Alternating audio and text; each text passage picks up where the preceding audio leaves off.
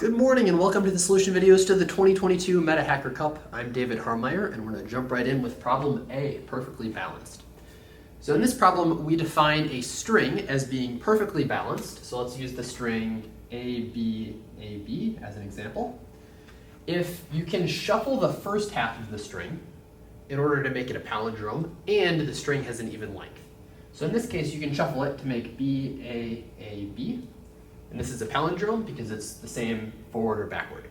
The empty string is also a palindrome, and you can imagine more complicated ones as well.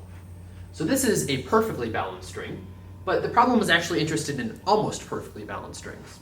So a string is almost perfectly balanced, like classical, if you can delete one letter from it to make it perfectly balanced. So in this case, you can now rearrange the first half, like we said before, and we can get a string that looks like this. We can get LAC, S, and then we have the second half, which we don't rearrange, SCAL. So this is a palindrome, and you can notice we have rearranged the letters in the first half here, but they're all still in the first half.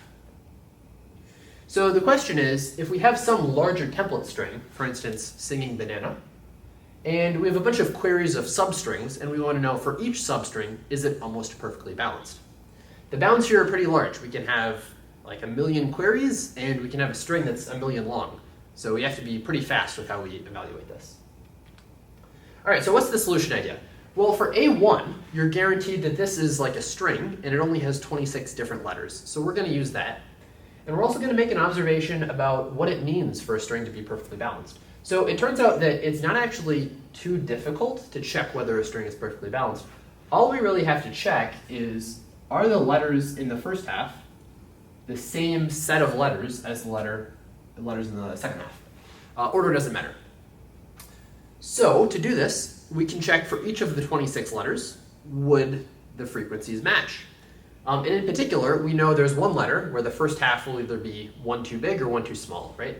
We know an almost perfectly balanced string would have an odd length, and we can just check for each letter if we make the cut, like if you have, let's say you have 5 elements, if you make the cut here, you expect there to be one letter there's one too many of in the second half.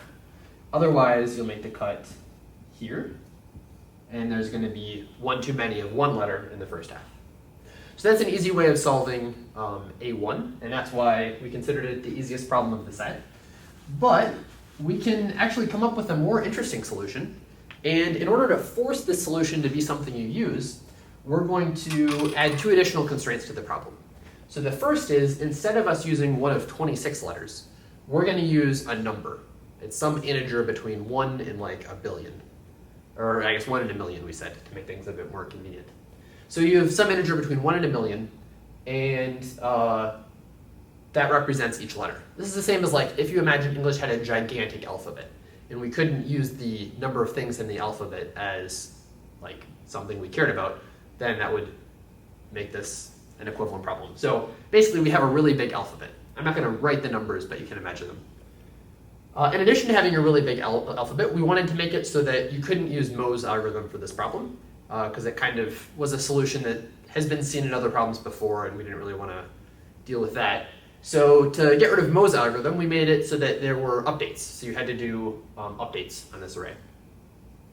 And yeah, over time, different letters can change, and then also you need to answer different queries. So how do you do that? Well, let's take a look at the first solution and see if we can adapt it in some way to solve this harder version. So what is it we care about? Well, the main thing we're looking at is the frequency array of all of the numbers. But here, these numbers, like this array, is very large. It's going to have a frequency array of not just 26 elements, but like 1 million elements. So how do we handle that? Well, the key thing is we might have a lot of zeros here, but we don't necessarily, right? Maybe it's pretty big. Maybe like a 1 here, 1, 2, 3, 0, 1. So maybe we have like 0 zeros, 1 1, 0 2s, 1 3, 2 4s, and so on.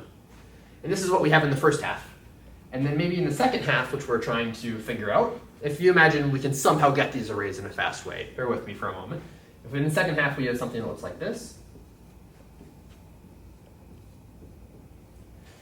then if we look at the difference between these two arrays, what we'll get is an array that's almost all zeros, if it works, but just has this 1, 1. Now, the trick that we're going to use here is an interesting way of hashing things. So we're going to create a hash of this and a hash of this, and we're going to do it in such a way that when we subtract the two, we'll get a 1 here. So in this case, this would actually be a -1, but you would just subtract the other way around. So how do we do this sort of hash? Like, what does this look like? Well, the idea is if we have, there are two different approaches we can use. The first is we can just assign a random number and have this be the multiple of this random number. So we're like random 9-digit number. And we can have 0 times that number, 1 times this number, 0 times the third number, and so on. That's one approach.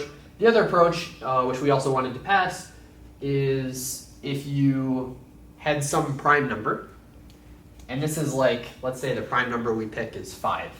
So this is 5 to the 0, and then we have 5 to the 1, 5 to the 2, and so on. Now, if we have this number 5, it would work pretty well, but we might run into some issues, because if we have a 5 here, 5 to the 1 times 5 is indistinguishable from 5 to the 2. So we have to be a little careful. So instead of just picking one number, we can pick several and make sure they all work correctly as we expect, and that would help us solve the problem. So then the question is okay, the part I've skipped over is how do we get these big arrays, or the hash of these big arrays, in a fast way? And the idea is, since all we're doing, we're not actually storing these giant arrays, we're just storing just one integer under mod, and we can do this all in a segment tree. So the segment tree can store, for each range of the segment tree, we can store what is the hash of this range, and then each node can store over this entire range what is the hash of this range, using this sort of hashing algorithm. And the great part about this hashing algorithm is, we can check this if we're 1 away from someone, because we know what all of these things that we're multiplying by are for each index. And then when we have this, we can see, is this one of those things, right? Does this indicate we're off in exactly one place? And if so, where is it? All right, so that's the solution to A1 and A2. I hope you enjoyed the problem, and I'll see you in the next one. Goodbye.